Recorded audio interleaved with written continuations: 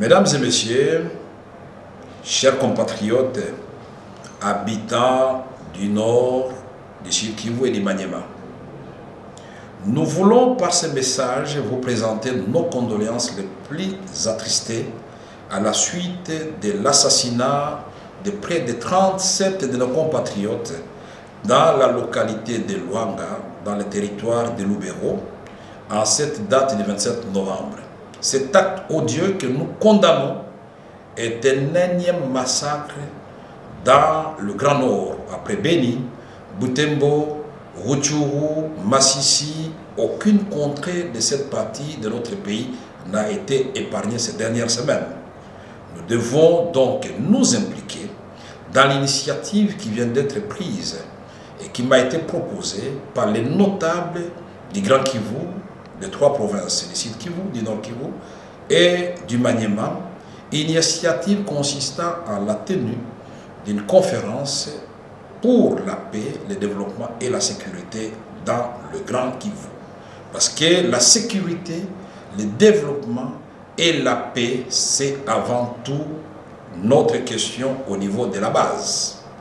Nous voulons aussi saisir cette occasion pour présenter nos condoléances à la famille des sœurs franciscaines de Bukavu, qui vient de subir une perte avec l'assassinat cette nuit de la sœur Clara, de la congrégation que je viens d'énumérer, qui a été sauvagement assassinée.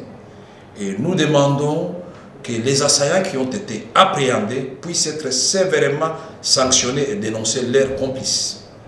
Nous présentons ces condoléances à l'archevêque de Bukavu et à toute la famille de l'Église catholique et nous interrogeons nos autorités du pays par la même occasion du sort qui avait été réservé au présumé assassin qui a voulu assassiner l'archevêque de Bukavu, qui avait été appréhendé avec un couteau dans la chambre de l'archevêque et acheminé à Kinshasa.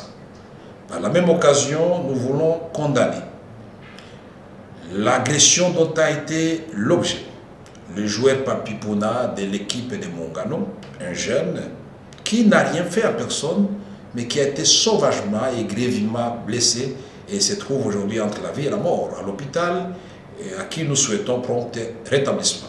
Et à toute la famille de Mongano, nous disons notre compassion.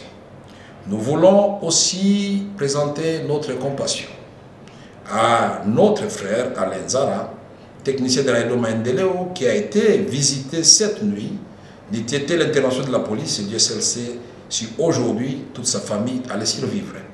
C'est ici l'occasion d'interpeller tous les enfants du Grand Kivu sur le rôle de chacun de nous en ce qui concerne la vigilance.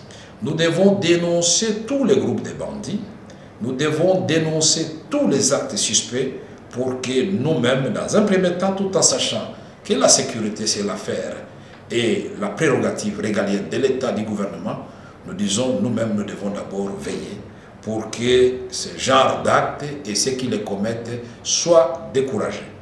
Mesdames et messieurs, chers frères et sœurs, je vous réitère encore mes condoléances les plus attristées et vous dis qu'à tout moment, nous serons ensemble et nous n'épargnerons aucun effort pour rechercher la paix. Dans tous les Congos en général, et en particulier dans cette zone trouble de l'Est de la République démocratique du Congo. Je vous remercie pour votre attention.